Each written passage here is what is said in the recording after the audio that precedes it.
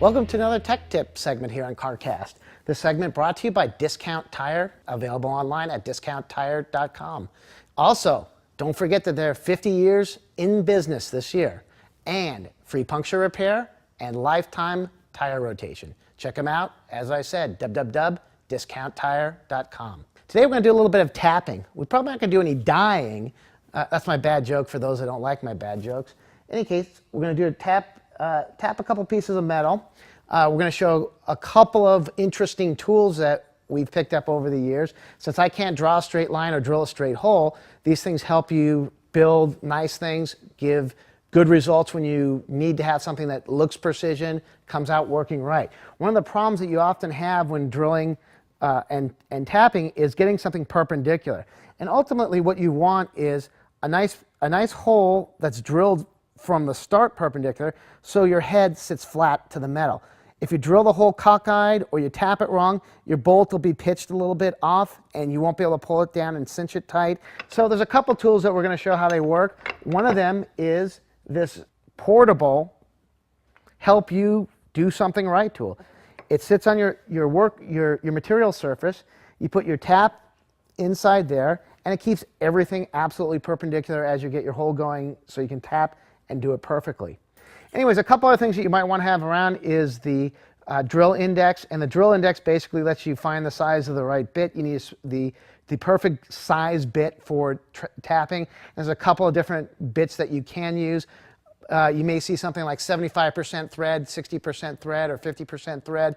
I always just use the bit specified for 75% thread, which gives you the most thread bite. Some people do their own thing for various reasons, but the drill guide helps you find the right size and make sure that the bit that you have is actually the right size. And one of the things that you also want to have is some oil or cutting fluid. The cutting fluid is really important because it keeps the bits loose, it keeps things from binding, it makes your threads a lot cleaner. A lot of times you'll see this micro printing on there. I don't know if you can see it through the camera. It'll tell you the size of the bit and sometimes the size of the drill that you need to use for that bit. The kits that you get often have a million different types of taps and dies, other different type of holders for the dies, thread measuring devices so you can figure out what type of thread that you have if you're trying to match it, and pipe thread as well as metric. It just depends on what kind of kit you got. This is one of the more inexpensive made in China kits. You basically pop your tap in there, you lock it down. You can use a wrench, but it's keyed so it won't spin as long as it's tight.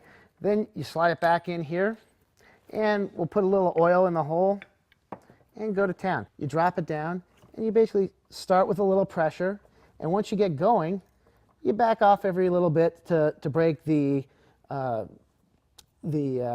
material that's wrapping up into the bit so it doesn't just bind you out. And as you go, you do a little twist, and you do a little unwind. As it gets deeper, it gets harder. Let's pull it out just to get a quick look and see what we have going here. And this is aluminum, so it's relatively easy. But as you can see, we have a nice clean thread being cut into that. And I can guarantee you that it's relatively perpendicular to the surface, so when we put a bolt in there and cinch it down, it'll be flat and we won't have any oddness when we try and torque that stuff down. This is my least favorite one, but sometimes you just have no other choice.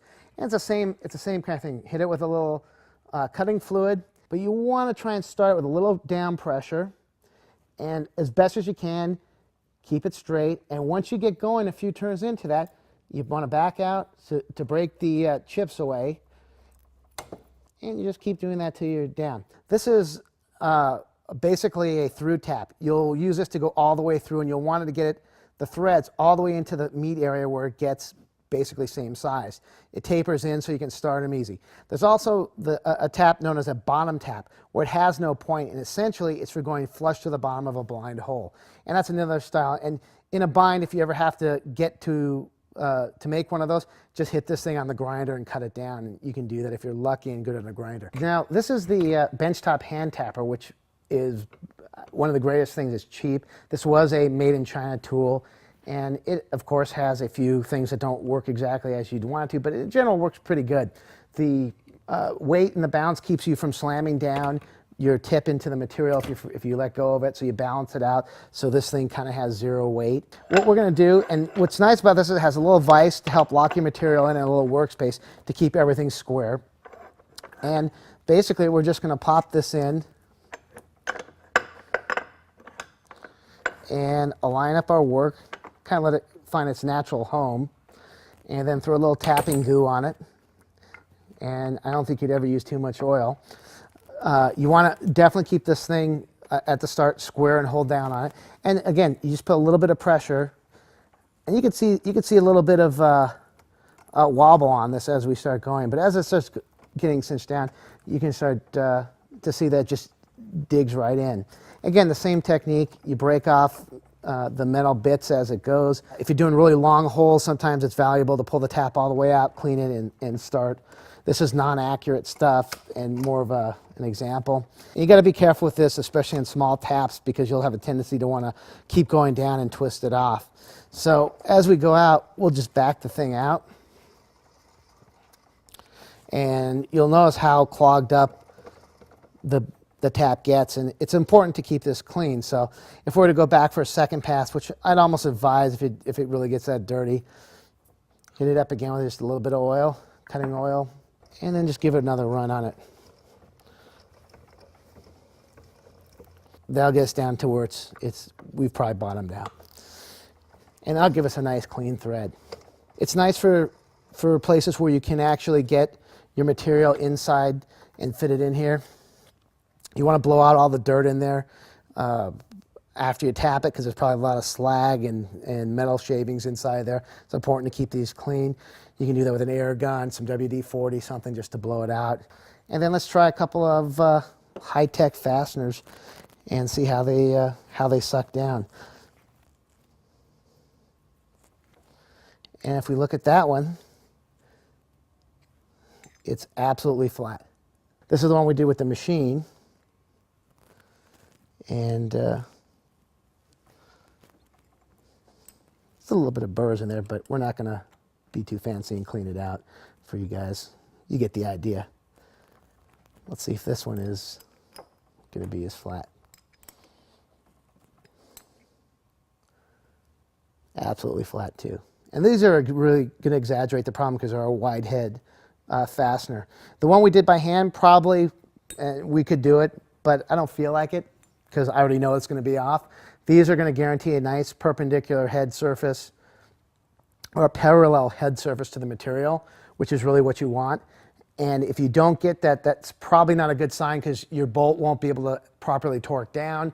It'll look like a third grader did your work. So these two tools, and this was about, I think about $80 shipped. This was about $30 from a company called Enco Tool. This one's actually made in USA. It's a nice piece, but really simple and portable. So if you're doing work on the car or on the side, you can pump it right up to the side of it and get to business on the tap. It comes with a couple of different jaws for your tap bits, and it's a great handy tool. All right, well, that's our tech tool tip of the week. We showed off a couple of tapping aids, crutches if you will, but makes for clean and easy work. This is a few bucks. Again, this is probably about 40, or actually about, what did I say, about 80 bucks for this shipped. Not too bad. You know, it's got its fair share of problems. It's not portable is one of them, but it's either one of these is a magnitude better than the handheld. And this is good if you're able to do it. I'm just not great at it, so things when I do it need the crutch. Anyways, hope you enjoyed this tech tool segment here on CarCast. See you next week.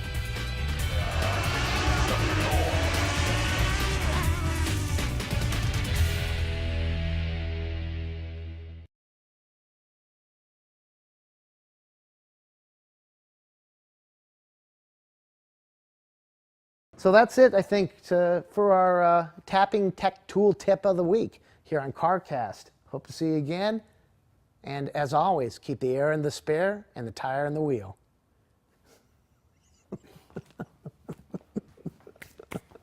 Was that intentional? No, I don't know what the saying is. I never pay attention to it.